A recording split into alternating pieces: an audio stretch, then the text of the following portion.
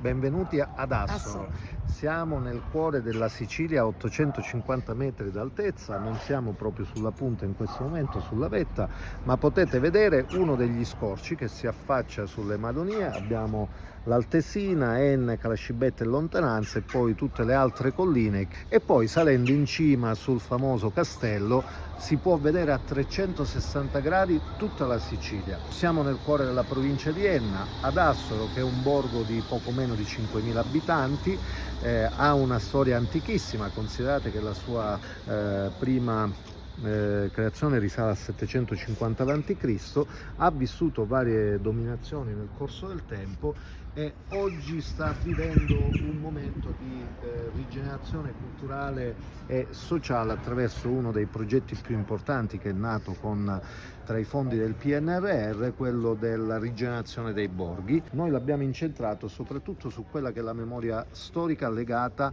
alle miniere di zolfo, che qui erano molto presenti. Qui siamo proprio nel cuore centrale della comunità, dove ci sono 3 palazzi sostanzialmente che sono il simbolo di quello che è oggi la comunità: il Palazzo Municipale, il Palazzo Val Guarnera, dei Principi Val Guarnera, datato 1492, e poi in fondo, quasi ad unire spiritualmente, idealmente tutte queste strutture, la Basilica San Leone, che è un monumento UNESCO splendido, spettacolare. Questo è il cuore culturale, sociale, economico della nostra città. Qui durante l'estate ci sono tutti gli eventi culturali, c'è la parte della movida, possiamo dire così, i momenti culturali, i momenti istituzionali. Vi invito ad entrare all'interno del municipio, che è stato realizzato in una vecchia struttura monastica, e quindi da questa scala, adesso lo vedete con l'aggiunta anche della memoria fotografica, che sono quelli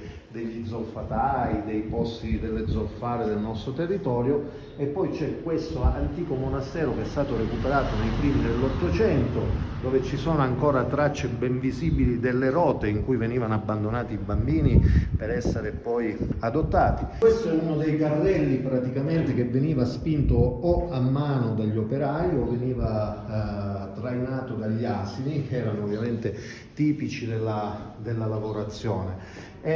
Questo è il castelletto, da qui praticamente salivano e scendevano attraverso un argano tutte le merci e tutti gli operai che andavano in profondità. Ha segnato tantissimo il territorio e noi abbiamo voluto recuperare anche la memoria visiva di chi non ha visto mai le miniere di fatto di presenza, ma le può vedere anche in queste foto, in queste gigantografie che vedrete sparse per tutte Assoro.